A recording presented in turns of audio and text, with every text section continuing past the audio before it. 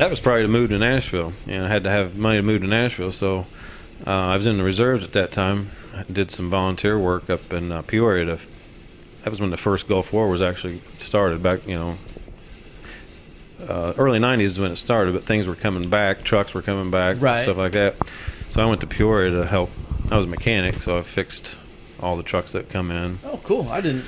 Well, that was my way of getting money to get to Nashville. Oh, hey. I had to have a way to get to Gotta Nashville. have a plan. So a couple months worth of work there would allow me to get to Nashville. So that's when I had enough money, I said, I'm out of here. And just rolled to Nashville, man. So what was it like? Had you ever been to Nashville prior to that? Yeah. You moved there without ever even going? Oh, my goodness. Like thousands of others, I'm going to roll into town. And I just felt like I could roll in and get a job like everybody else, Yeah. And man, that's crazy. It was very scary, I must say. I've thought, years ago, I thought about moving down there. But I was like, I'm going to go check it out. Because I couldn't even, because that's a very intimidating town. Yeah, it was. To move to. There's anybody that listens to any interviews with other country artists or any musical artists, there's even more than country music that comes out of Nashville. But man, I couldn't imagine just not ever even visiting at one time and just moving there. Wow. Yeah, I guess I didn't really think about some of the fear part of it. I guess. Right. I was young. You're talking 20, 21, so it was just I knew this is what I was going to do.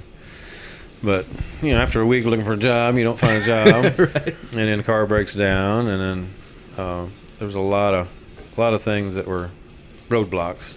So how was you able to overcome some of them roadblocks? Just had to go.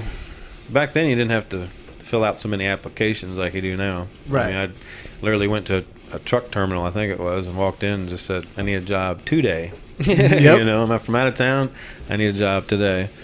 And he said, well, go down to this other place, that deals with aftermarket auto parts. Mm-hmm. He said, they're always looking for people. So I just walked in and said, I want to see the manager right now. Dang, I don't know how I pulled it off like that back then. But and luckily the manager, was from Peoria, Illinois. What? Yeah. I walked in and I said, hey, I'm from Illinois. I said, I need a job right now. Right. That was on a Friday, I remember, because I was like, I'm about out of time, out of money. That was on a Friday, and he said, come back Monday. Wow. So I worked there over 2.5 years, Isn't that funny how kind of like life works? Is like sometimes when you're like your back is literally up against the wall, and it's like you almost feel like there's nowhere to go. Yeah. But then that's what pushes you. Yeah. That's whenever you really find out what you're made of, Well. And so how many years do you spend in Nashville? Almost 5, probably. In 5 years. Yeah. So what would you say if you had to pick like some of the highlights and things? Because I know you learned, you really picked up on the fiddle / violin playing there. That's where the violin came up was if I got to spend every week in Stuart Duncan's living room, learning from him. And explain to the folks a little bit who Stuart Duncan is a little bit. Well, he's just a highly sought after session musician in Nashville. A lot of times, any of those award shows you'd turn on, he was always the one playing in the background. Right. There for years. And Mark O'Connor, I went to his violin camp when I was down there. Mm-hmm. He was a huge influence too. Another well known. Aubrey Haney was another one in Nashville. He played for Clint Black when I was down there. He was an amazing player. And to get a job playing for another, like a big artist, and at that time, Clint Black was as big as anybody. Yeah. And that's a tough gig to get. So whenever you said Stuart Duncan, how did that come about? Was it just through connections, or? I was at the Station Inn there in Nashville. Okay. That nightclub, and real small, intimate place, and he was on stage. Matter of fact, him and Sam Bush both, they come off stage, and I just started talking to him. Right. And I thought, well, why not ask him? So I said, do you give fiddle lessons? And he said, well, yeah, I guess I can. Wow. Like nobody really ever asked him before or something. Right. But, well, a lot of times, I'm sure you were a little nervous or intimidated by him, Well, you just figured they'll say no, I guess. Exactly, yeah. They're so busy that, they just can't do that.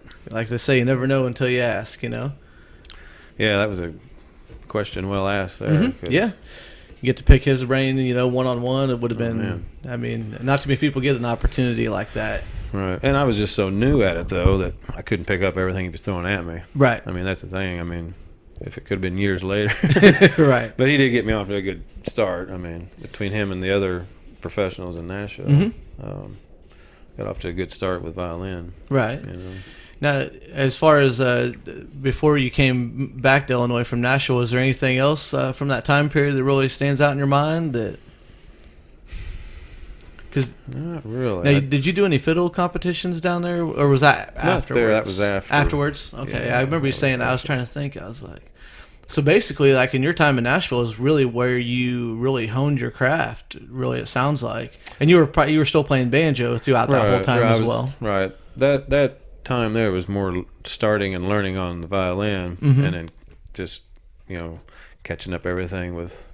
I'd kind of gotten out of drums. I wasn't really wanting to be a drummer then. Gotcha. I was more wanting to banjo and fiddle. Yeah. But I didn't really play out for money or anything down there. It was more just learning, soaking up things, and seeing where I needed to be, because I wasn't musically where I needed. Right. Needed to be. Watching those guys, when you watch professionals for 2 to 5 years. Yep. You see where you need to be, and then I knew I could get back to Illinois and then practice more and grow off that. I couldn't practice enough there. Just time you work 8 hours and kids and where you're going to practice. I knew I needed at least 2-3 hours a day to catch up with them guys. Yeah, you ain't. I mean, let alone the 8 hours working to drive to and from is always adds into that time frame. So I mean, time definitely becomes a big issue there. But that's pretty interesting, because to be able to spend time to hone your craft, I mean, some of the best advice I was ever given was always be preparing, because you never know when you're going to get the call or to do something. Because if you're not prepared for something, I've played gigs unprepared before, and it's just no fun. It's horrible, yeah. Yeah. And like I always tell people in Nashville, like you said, that you learned a lot from even just seeing people play down there. And for folks that haven't been to Nashville, to explain the level of talent that of the people that live there, that play, even just on the main street there, Broadway, there are all the tons of bars there, the hundreds of thousands of musicians that play down there that you will never hear of are some of the best in the world. Yeah, they really are. And it's mind blowing in a way. I mean, you can go door to door to door to door, and it's just fantastic musicianship. Yeah, they really are.